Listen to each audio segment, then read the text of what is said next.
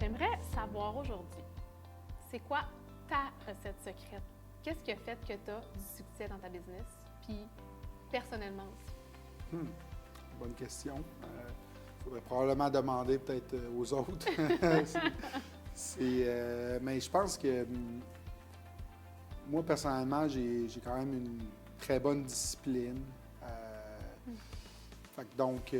Ça, je pense que ça l'aide beaucoup. J'ai une hygiène de vie qui est très bonne. Je fais du sport, j'ai des activités sociales, je suis très présent au travail aussi. Je suis très à l'écoute des membres de l'équipe. Proprement parler, dans l'entreprise, si on parle de recettes du succès, je pense que c'est vraiment peut-être ma façon d'être une personne qui rassemble, qui va vraiment s'occuper des gens pour qu'ils soient vraiment heureux, motivés, qu'ils soient engagés dans l'entreprise. Il y a des pièges souvent quand les entrepreneurs ou les entreprises vont engager des gens. Un des pièges, c'est d'oublier la formation, l'accompagnement. Nous, ce qu'on fait, c'est ce qu'on appelle de l'overmanaging. C'est pas du micromanaging, c'est vraiment différent. L'overmanaging, c'est de vraiment prendre le temps d'enseigner aux gens toutes les notions qu'ils doivent connaître pour qu'ils puissent performer. Quand tu embauches quelqu'un, puis on pourrait faire un parallèle dans le sport, si tu débutes un nouveau sport, bien, à quelque part, tu veux performer, tu veux être bon, puis tu veux être fier de ta performance. Trop souvent, ce qui se produit, c'est que les entreprises, les gestionnaires vont faire ce que je peux appeler un setup pour l'insuccès. Il va manquer de formation, il va manquer d'accompagnement. Donc, quand tu fais de l'overmanaging de tes ressources, tu les accompagnes vraiment, tu les développes, puis il n'y a pas de limite à ça. Tu peux faire ça pendant les 3 premiers mois, les 3 premières années, les 30 premières années. Si tu veux faire progresser tes gens, si tu veux qu'ils deviennent compétents, conscients de leurs compétences, bien, il faut que tu transmettes tes connaissances. Chez nous, il n'y a rien qu'on n'enseigne pas. Moi, demain matin, si quelqu'un dans l'entreprise m'interpelle, puis a une question, ou veut apprendre quelque chose, ça va me faire plaisir de partager avec elle, avec cette personne-là. Donc, je pense que c'est comment qu'on s'occupe des gens, on gère de façon humaine, on s'assure que les personnes sont heureuses, qu'ils sont engagées. Puis, une fois que ça, c'est réglé en termes clairs, mais tu as le pouvoir du nombre. Là. Quand tu prends une personne seule versus 3 personnes qui travaillent ensemble, tu as un effet multiplicateur. Donc, je pense que c'est une partie du succès. C'est jamais très simple. Certaines personnes vont dire, bon, il y a un peu de chance là-dedans. Moi, ma réponse à ça, c'est que tu fais ta propre chance. Des épreuves, des challenges, tout le monde en a.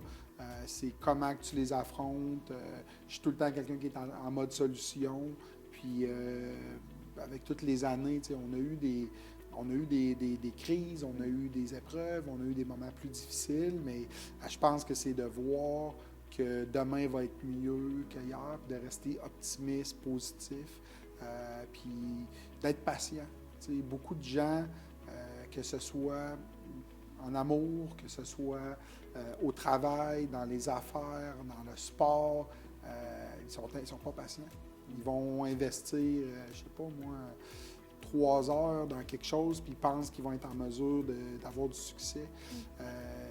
Puis ça, c'est un peu le mal de la génération dans laquelle on est. Les gens sont plus patients.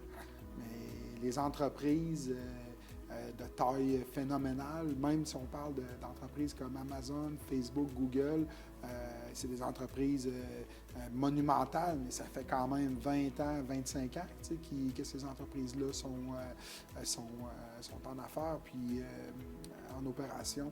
Fait que il faut être patient, il faut prendre le temps, il faut faire les choses correctement.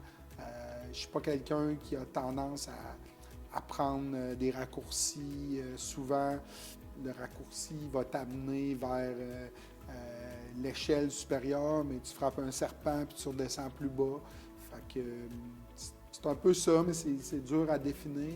Je pense que Il faut utiliser sa jugeote, puis il faut être bien entouré, puis il faut s'assurer que ces gens-là sont là pour les bonnes raisons, puis qu'ils croient dans la vision que tu as, puis ils se voient suivre le bateau, puis le capitaine du bateau jusqu'au port. Ah, mais c'est exactement, chez Action Coach, on prône beaucoup ça. Puis, tu sais, une équipe gagnante, c'est un leadership fort, tu l'as dit. C'est pour ça que je voulais t'entendre. D'avoir un objectif commun, tu en as parlé tantôt aussi, d'avoir la vision, puis tu la partages avec tes employés. Les règles de jeu, les fameuses valeurs de ta compagnie, les employés le savent. D'avoir un plan d'action clair. Hein? Je pense que tu savais, il y a 16 ans, tu voulais lancer une business. Est-ce que tu savais que tu en voulais 27 magasins? Peut-être d'avoir dans tes rêves, pensé à tout ça pour le mettre en action d'année après année. Puis d'avoir aussi un soutien dans la prise de risque. Tu es quelqu'un qui, dans ton équipe, va soutenir son équipe. Tu l'as dit tantôt, tu vas laisser de la place à tes directeurs. Tu ne fais pas du micromanagement, comme tu disais tantôt. Fait que je pense que c'est un bon point. Puis, 100 % impliqué. Ce que je vois comme entrepreneur, peu importe la grosseur de l'entreprise aujourd'hui, tu es parti à un magasin, puis tu es à 27 aujourd'hui, puis tu es autant impliqué avec ton équipe. Donc, bravo. Merci d'être prêté à mon entrevue. Au plaisir. À bientôt. Merci.